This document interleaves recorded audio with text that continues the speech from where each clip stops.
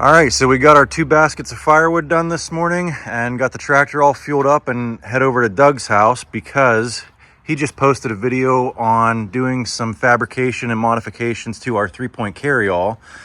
And where this is really going to come in handy is anytime I come back in the woods, this is what my tractor looks like. I've got my camera gear, I've got my chainsaw, I've got my chainsaw stuff, the drone, and just extra stuff. There's barely room for me on the tractor. So what Doug came up with was some improvements for the 3-point carryall so that I can carry everything on here.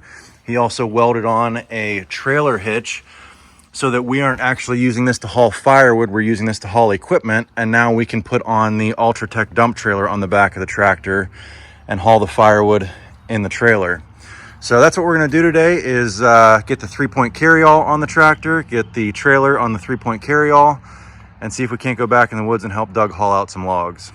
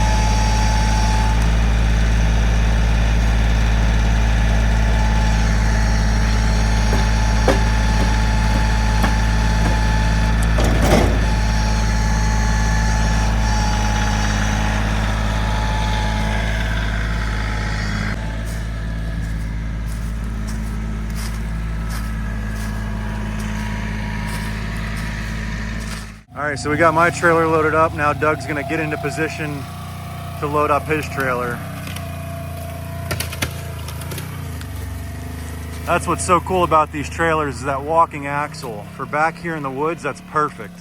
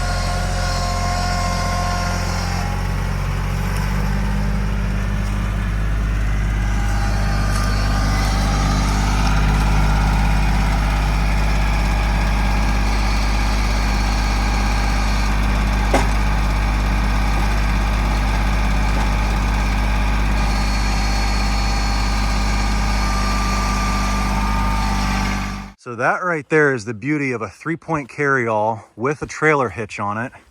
You can drop your trailer, then use the tractor to load it, and then hook back up. And you know, having the hitch on the 3-point carryall means that I can just back right up here, lift that up, and not have to actually do any manual jacking with the jack stand there. So let's get it hooked back up and haul it out of the woods. We did leave these trailers a little bit light. Obviously you can tell there's still room for more logs, but this being the maiden voyage with logs in a dump trailer, we're kind of just feeling it out. We got to go downhill, so we don't want the tail wagging the dog on our way out of the woods here. The next trip we might load them up a little bit more if this doesn't feel too bad.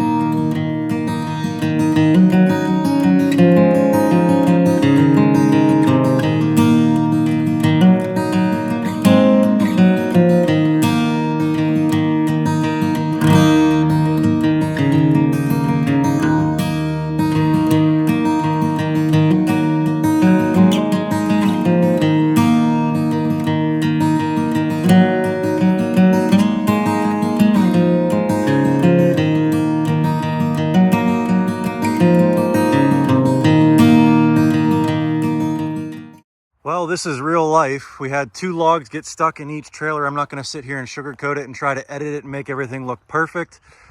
These 2 here, Doug got a little bit of a wedge in his, So he's going up to grab a pry bar.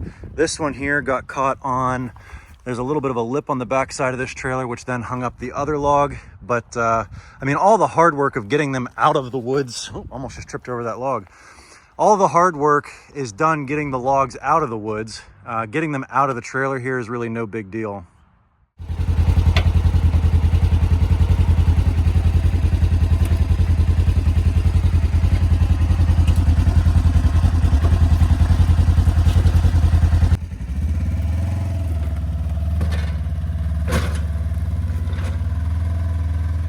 Mine should be a little bit easier to get out. All I got to do is clear this little bottom lip here. And actually, I can just flip these right out.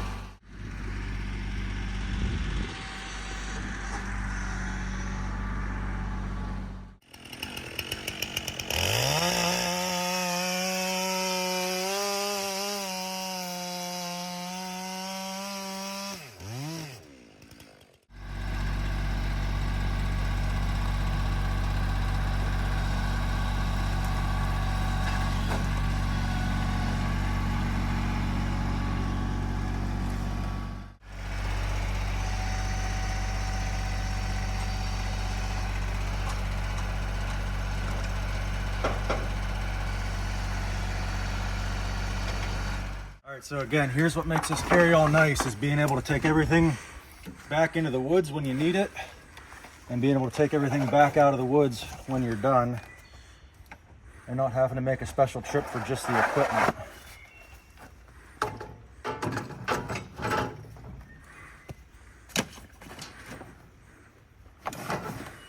Just like that, we're ready to go out. We got our logs, we got our equipment. One trip out, and we'll get these logs back to Doug's place.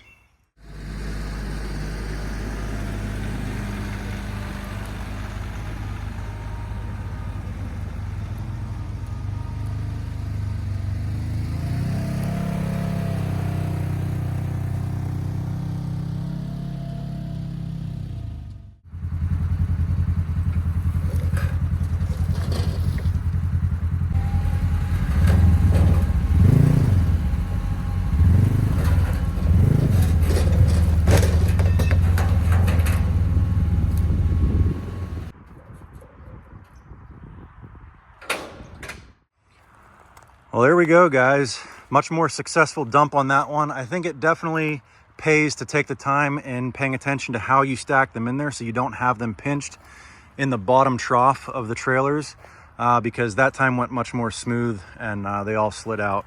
Now, could the argument be made for it would be quicker to just buck them up in the woods and carry the rounds out in the trailer? Probably. The other thing I'm thinking about is I know there was quite a few times where Doug was waiting on me with the side-by-side because the travel speed is so much faster on the side-by-side than on the tractor. But if you're going up and down big steep hills, it's awfully nice to have the low-end grunt of the tractor with that diesel engine versus a gas engine. So back to this 3-point carryall. If you guys missed it, Doug did an entire video on modifying this and Dougifying it, as we like to say. But he made a few more tweaks to it since he finished that video. Doug, explain to us what you added to this. All right, in the video that I did on this, if you haven't seen it yet, hop over there and watch that. But in that video, there was a ton of comments, other than steak dinner, about being able to strap this basket in. And I had a lot of people say, you know, put some pins in here or something that you can index it or put it in different positions to hold that basket on. Well, what I ultimately ended up doing was I took a heavier duty ratchet strap and I bolted the ratchet strap to a plate on this basket. And I put some holes in there and tapped them in there. So now this strap stays permanently affixed to the basket, and this strap goes under and over to a hook point over on that side. And this hook point, as it goes under this frame rail, holds that basket into place. It locks it in. If I would have put anything in here with pins or latches or anything, then I would have been subject to always having to be in one of those spots. And what I didn't want to do was have it locked in to only being able to do it in one spot. So release the ratchet strap, and now I can take and I can slide this basket anywhere I want. The ratchet strap stays attached to the basket. If we unhooked it over there, we could lift the whole basket and take it out. So two things with this ratchet strap. I can latch it down here on the back side. And one other neat thing why I wanted the ratchet strap is, let's say I've got some shovels or rakes or something that I stick in here and I don't want them banging around. I can pull this up, pinch them in there, then ratchet strap or lock this thing down to keep a hold of the handles of the rakes and shovels so they're not bouncing around. And the other thing I did with this ratchet strap was I put a hook point up here as well. So if walk in front of the camera here, if I unhook it from this hook point, pull it through, I can bring it over top and hook it, pull it tight, and then go ahead and bind it down. And now if I was worried about anything that was up here bouncing up out, it holds it in as well as locks the basket in. So there was two things with doing it with that ratchet strap that I was able to accomplish. One, it can slide in an infinite position anywhere. And two, all I do is pull that hook point around, and now I can tie down anything that's in that basket. All right, guys, so we are back here in the wood yard. Huge thank you again to neighbor Doug for Dougifying our 3-point carryall. As many of you have mentioned in the last couple of videos, we owe him a steak dinner, and that will be coming here in just a second. Before we get to that, though, I've got to give a huge shout out to a special 6th grader. The story here is my cousin actually has him in class, and he is obsessed with firewood, chainsaws, logging, sawmilling, all that good stuff. He's a big fan of the channel. And so I just wanted to say, Levi, if you're watching this, thank you so much for your support. And he actually also made us a homemade play button for our success here on YouTube. So thanks again, Levi. Now let's get to the steak dinner.